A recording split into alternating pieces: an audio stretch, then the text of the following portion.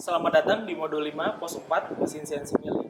Mesin CNC milling ini memiliki 3 aksis, yaitu X, Y, dan Z. Secara garis besar, mesin CNC milling ini memiliki persamaan dengan mesin konvensional milling di sana. Perbedaannya yaitu mesin CNC milling ini secara otomatis bisa digerakkan melalui pemrograman NC code dan G code. Sedangkan untuk mesin konvensional milling itu otomatis digerakkannya oleh operator secara langsung. Sebelum kita menggunakan mesin CNC ini, pertama-tama saya akan mencoba menjelaskan SOP dari mesin CNC ini. Sama halnya seperti mesin CNC turning, pertama-tama kita harus menyalakan kompresor terlebih dahulu. Lalu setelah itu kita harus meng-on-kan manpower di belakang. Setelah itu kita ke bagian yang di depan ini. Dan di sini dalam SOP dalam penyalaan mesin CNC ini, pertama-tama kita harus menekan tombol emergency stop. Selanjutnya kita tekan power on dan tunggu tampilannya muncul.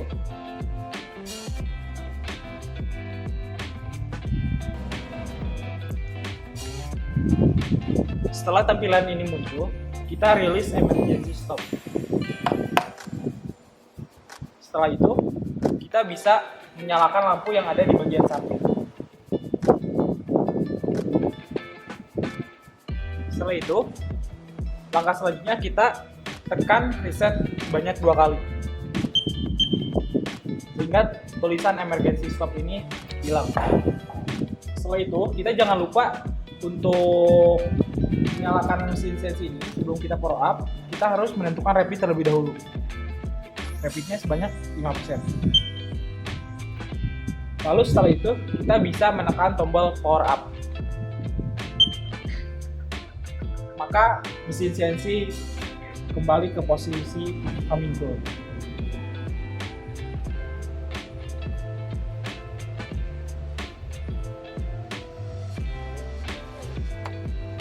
Selanjutnya saya akan menjelaskan bagian-bagian dari mesin CNC milling ini. Pertama, di bagian sini ada yang namanya tool tray, di mana fungsinya sebagai tempat penyimpanan holder. Selanjutnya kita ke bagian bawah. Di bagian bawah ini terdapat front rock table, di mana fungsinya sebagai tempat penyimpanan dari alat-alat bantu dari mesin CNC. Selanjutnya kita ke bagian dalam CNC. Pertama, di sini ada pintu mesin. Gunanya ketika kita ingin menjalankan mesin atau menjalankan operasi, kita harus menutup pintunya terlebih dahulu. Lalu di bagian dalam ini terdapat chip conveyor sebagai saluran pembuangan dari chip. Selanjutnya di bagian atas ini yang besar, ini namanya tool magazine, di mana tool magazine ini sebagai tempat penyimpanan tool dan holder. Lalu di sini ada motor spindle, lalu di sini ada holder sebagai tempatnya si tool. Lalu di sini ada coolant, saluran coolant. Lalu di bagian ini ada air blast.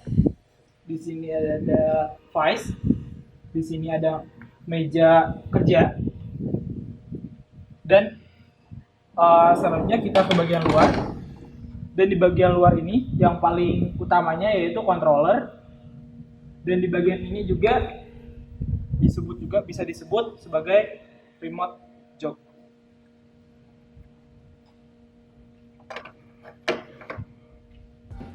Selanjutnya saya akan menjelaskan bagian-bagian dari tombol controller.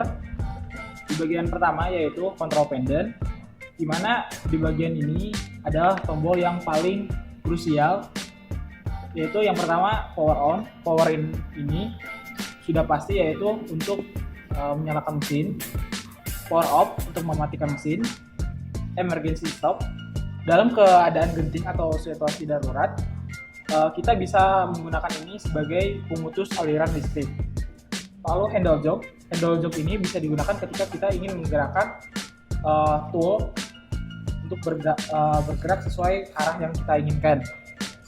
Lalu di sini ada cycle start, di mana kita bisa melakukan proses atau men-start proses yang telah kita buat. Pit halt ini gunanya ketika kita ingin mempause pemrograman yang sedang dijalankan. Kemudian kita ke bagian function, di mana function ini terdiri dari reset, power up, recover, F1 sampai F4, tool offset measure, next tool, to release, dan path reset. Reset ini berguna sebagai mengembalikan program seperti semula. Lalu power up ini sebagai mengembalikan posisi tool dan meja ke posisi humming. Lalu di sini juga ada F1 sampai F4, yaitu sebagai tombol option di dalam program ini. Lalu di sini ada tool offset measure. Ketika kita sudah men-setting tool, maka kita bisa memasukkan settingan ini menuju bagian ini dengan otomatis. Lalu di bagian ini ada path reset. Ketika kita sudah men-setting datum, maka kita bisa memasukkan offset yang telah kita setting ke dalam bagian warp zero offset. Kemudian bagian yang kedua yaitu ada jog dan override. Bagian pertama yaitu jog, di mana jog ini berfungsi sebagai menggerakkan chip conveyor dan bisa juga menggerakkan tool dan menggerakkan meja. Lalu di sini juga ada override, kita bisa mengatur feed rate, spindle, perputaran spindle, dan refit. Lalu kita ke bagian display, cursor, alphabet, dan numbering. Bagian yang pertama yaitu display, yaitu ada posit, offset, current command, dan setting graph. Posit ini berguna ketika kita ingin menggerakkan tool. Lalu offset ini ketika kita ingin men-setting datum dan men-setting tool, bisa juga. Lalu current command ketika kita ingin mengetahui perjalanan tool ketika proses pemakanan. Lalu setting graph ini berguna ketika kita sedang mensimulasikan pemrograman yang telah kita buat.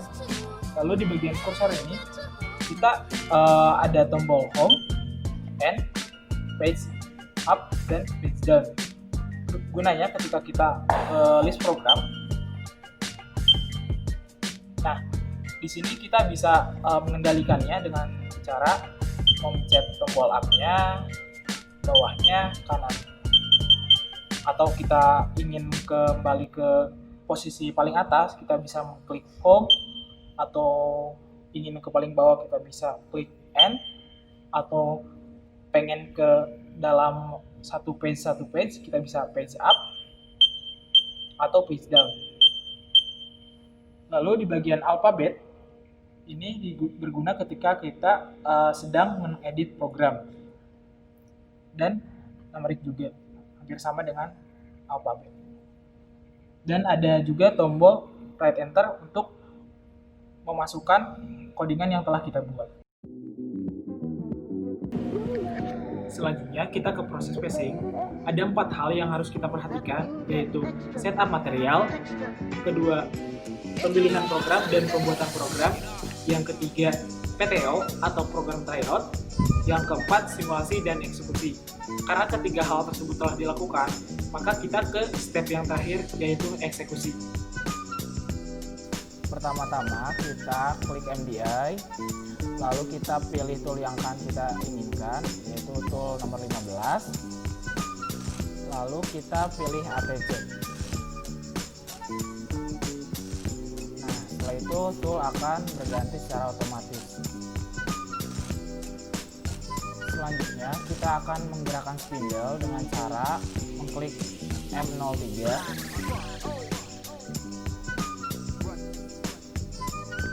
Setelah itu kita tentukan spindle yang akan kita pakai, yaitu 1200, lalu enter.